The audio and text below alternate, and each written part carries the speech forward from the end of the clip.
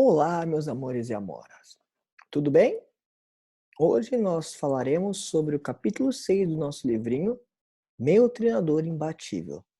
Nós começamos a ver no capítulo 5 sobre algumas características, como a parte da personalidade e do caráter de Deus. Nós vimos 4 aspectos disso. Nós vimos que Deus é luz, vimos que ele também é justo, vimos que ele é fiel e vimos também que ele é amor. E obviamente essas não são as únicas características de Deus que o fazem ele Deus. Existem infinitas características de Deus, muitas que nós sabemos, porque a palavra de Deus nos revela, e muitas outras que nós não temos a mínima ideia, porque a Bíblia não nos revela. A Bíblia fala que a mente humana, que o ser humano não conseguiria entendê-lo, até mesmo captá-la. Mas hoje nós vamos ver no capítulo 6 mais algumas características, mais 4 características sobre Deus que são que fazem ele ser Deus do jeito que está. E hoje, das 4 características que nós vamos ver sobre Deus, 3 delas se encontram no Salmo 139. Então eu recomendo vocês para que você leia esse Salmo 139. Ele não é muito grande, mas das 4 características que nós veremos de Deus hoje, 3 delas se encontram no Salmo 139. E a quarta se encontra em outro salmo que nós veremos mais adiante. Mas pare um pouquinho, né? Leia esse salmo. Os salmos é um livro maravilhoso, claro que a Bíblia inteira é maravilhosa de se ler, mas você vai ver as intricacies que há nesse capítulo, nós veremos sobre isso. Então, o Salmo 139 hoje nos ajudará a aprender mais sobre as qualidades de Deus. Então, bora lá? Vamos aprender um pouquinho mais sobre Deus hoje? Vamos lá. Em primeiro lugar, Deus é onisciente. Nós vamos ver 3 onis de Deus, tá? Onis significa todo ou sabe de significa todo. Então, onisciente significa que Deus conhece ou sabe de todas as coisas, sem exceção alguma, né? Aí a gente para pensar um pouquinho e fala assim, ó, tá, o que quer dizer todas as coisas? Ele sabe, sim, você pode gastar a sua vida inteira pensando em coisas que talvez o ser humano saiba ou que seja fora da realidade, sim, Deus sabe. A Bíblia fala, né, em Salmo 79 fala que Deus conhece quantos fios de cabelo cada um de nós temos, um por um. E Deus também sabe quantos grãos de areia existem no mundo inteiro. Se você perguntar para o professor de ciências qual que é o tamanho de um grão de areia, você vai perceber que ele é pequeniníssimo, ele é minúsculo. E Deus sabe o número exato de quantos pinguinhos, quantas partículas de areia existem nessa face da Terra. E sabe também quantos fios de cabelo tanto eu e você temos. Claro que os carecas fica mais fácil de contar, mas mesmo assim, Deus sabe cada um deles. Ele sabe todas as coisas. Mas não é só isso que ele sabe, não, viu? Isso é apenas um detalhezinho para ver o tamanho do conhecimento de Deus. Tá? Em primeiro lugar, Deus lê os seus e os meus pensamentos. É. Sabe aquelas vezes quando alguém te magoou, seu pai ou sua mãe falou para você fazer alguma coisa e você não disse nada, mas lá na sua mente você pensou algo que você sabia que não deveria, ou na sua mente agiu de alguma forma na qual não deveria? Então, Deus sabe. E sabe o que é interessante? Já nesse ponto mostra uma diferença que existe gigantesca entre Deus e Satanás. Satanás não consegue, não sabe o que passa pelos nossos pensamentos. Tudo que ele sabe sobre nós, ele sabe pelo que nós fazemos e pelo que nós falamos. Mas se por acaso alguma coisa não passa da nossa mente, Satanás não tem acesso. Mas Deus tem. Ele sabe muito bem tudo que eu e você pensamos. Não somente isso, mas Deus sabe cada passo que você dá. Seu pai, sua mãe, seus irmãos, nenhuma pessoa sabe exatamente aonde você vai, o que você fez, o que você deixou de fazer e tudo mais. Mas Deus sabe de cada passo que você dá. Ele lembra, ele conhece, ele viu, porque ele conhece e sabe de todas as coisas. Deus também sabe cada palavra sua, antes mesmo de você pensar ou colocar ela na sua boca. Uau! Imagina isso, Deus saber cada palavra que você ainda vai falar. Ele já tem esse conhecimento porque ele sabe de todas as coisas. Só que Deus também anda junto conosco. Ou seja, mesmo que se por acaso você estivesse num lugar mais inóspito, ou seja, o lugar mais do lado do mundo, sem nenhuma pessoa por perto, a milhares e milhares de quilômetros, Deus ainda está ali com você, do seu lado. E não somente ele está ali do seu lado, ele tem uma mão protetora, ou seja, ele te protege, ele te guia, ele te ajuda no que você precisar. É interessante perceber isso porque durante a Bíblia nós temos algumas passagens, algumas histórias de pessoas que se sentiram-se isolado, que se sentiram-se longe, que não tinha ninguém por perto, né? E quem estava ali para se comunicar com aquela pessoa? Sim, Deus estava ali para comunicar com aquela pessoa. E claro, o conhecimento de Deus é ou não é extremamente maravilhoso? Nessa semana passada eu estava assistindo alguns vídeos sobre descobertas científicas no espaço, né? E são coisas assim absurdas de interessante, né? As satélites conseguem fotografar e visualizar estrelas e planetas a milhares e milhares e milhares e milhares de quilômetros, né, de anos-luz de distância aqui da nossa Terra, né? O número que os cientistas já falaram que existem bilhões e bilhões e bilhões de estrelas só na nossa Via Láctea e tudo mais, e Deus conhece cada uma delas. E para cada uma delas tem nome para cada uma delas, e tudo que elas fazem ou deixam de fazer é porque Deus permitiu ou Deus não permitiu. Uau! Quanto conhecimento Deus tem. Mas Deus não é somente não só onisciente. Nós vamos ver hoje no ponto 2 que Deus também é onipresente, ou seja, Deus está em todo lugar, está perto de tudo. Não tem como a gente se esconder, fugir ou ficar num lugar onde Deus também não esteja. Mesmo que seja um lugar que apenas caiba nós mesmos, Deus ali está. Se a gente fosse para a Antártida, que é um continente mais inóspito, ou seja, mais longe, que não tem quase ninguém ali no mundo, Deus ali está. Se nós entrarmos na caverna mais profunda, mais isolada e mais longe da face da Terra, Deus também está. Se nós estivéssemos no espaço, longe do mundo inteiro, Deus também ali está. Não existe nenhum lugar distante o suficiente para que Deus não possa chegar, Deus não possa estar lá presente. Porque lembra, nós vimos que Deus é espírito, ou seja, não é que nem a gente que estamos limitados a um lugar específico. Deus está em todo lugar. E a questão é, não somente ele está em todo lugar, mas nem mesmo se estiver nas condições mais terríveis. Ou seja, Deus está no meio de toda essa pandemia do coronavírus. Deus está nos hospitais superpopulosos, nas quais tem pessoas morrendo diariamente, pessoas entrando em desespero. Deus ali também está. Como nós vimos no ponto anterior sobre Deus onisciente, ele tem a sua mão protetora ainda sobre as pessoas.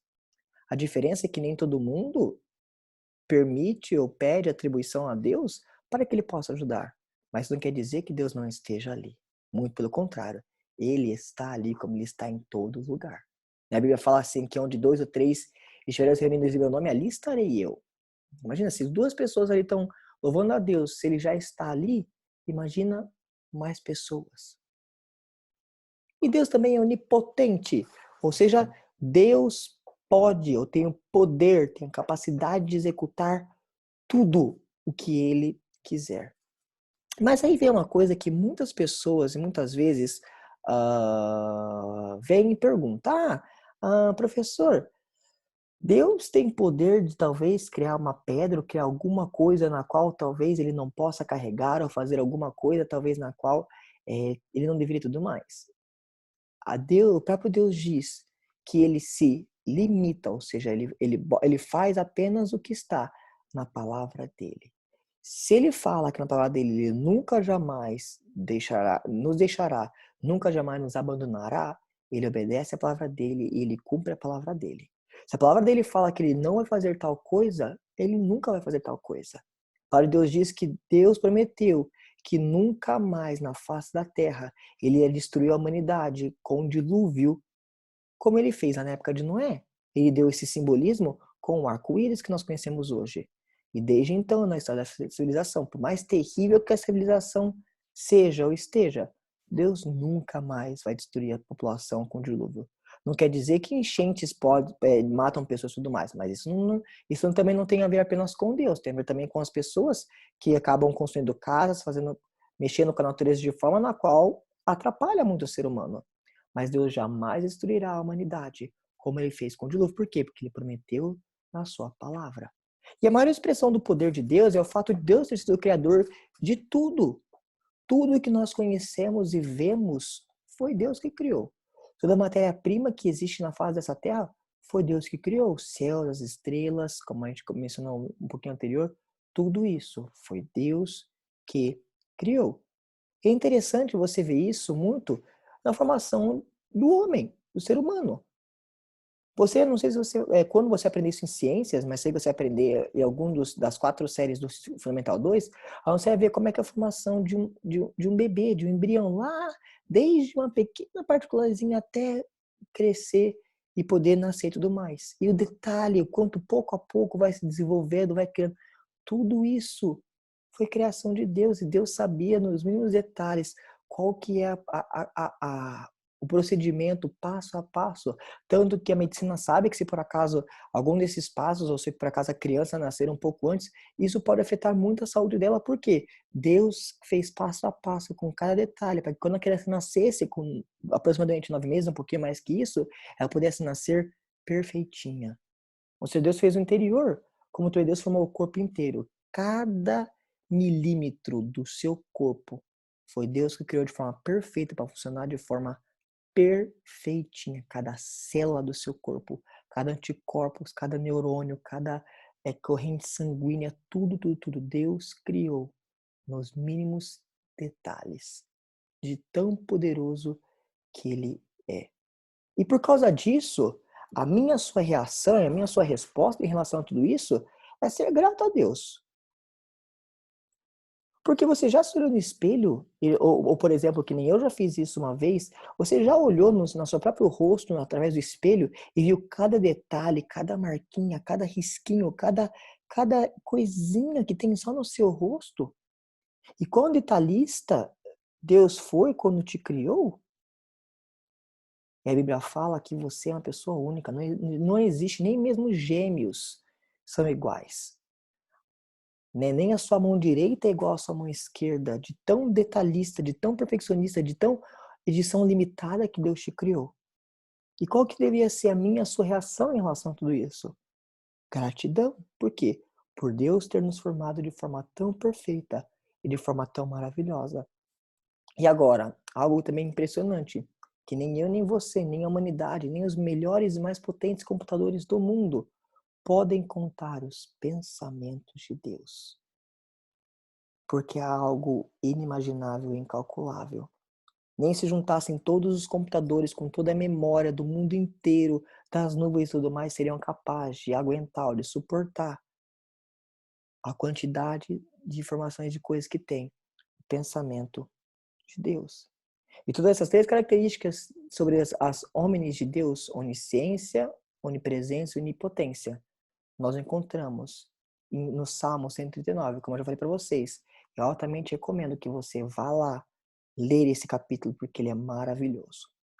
Mas Deus também, ele é eterno. Professor, o que quer dizer eterno? Isso quer dizer que Deus não tem nem começo, nem meio, muito menos fim. Ao contrário de tudo que existe na face dessa terra, desde nós seres humanos até o Sol, a Lua, as estrelas e a Terra, que foram criadas, Deus não foi criado. Deus sempre existiu. E para nós seres humanos ter essa concepção e entender que Deus sempre existiu, buga a nossa mente porque tudo nesse mundo ao nosso redor houve um momento na qual ele foi criado. Por exemplo, o celular foi criado em um momento na história, né? O carro foi criado num momento na história, a luz, né, desculpa, a energia, né, através da lâmpada foi criada em um momento na história. Claro que a luz, né, do sol, Deus também criou um momento na história e tudo mais. Só que Deus nunca foi criado. Ele sempre, sempre, sempre, sempre, sempre, sempre, sempre existiu. Então, só quem é eterno, ou seja, só Deus que é eterno, pode ser onisciente, onipresente e onipotente.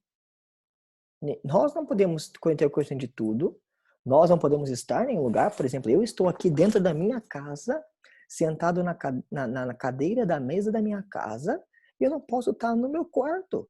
Eu não posso estar na cadeira ao lado, porque eu sou limitado a apenas um lugar em um momento. E eu não posso todas as coisas, eu posso apenas algumas coisas, são bem limitadas. Eu sou bem limitado como ser humano e você também.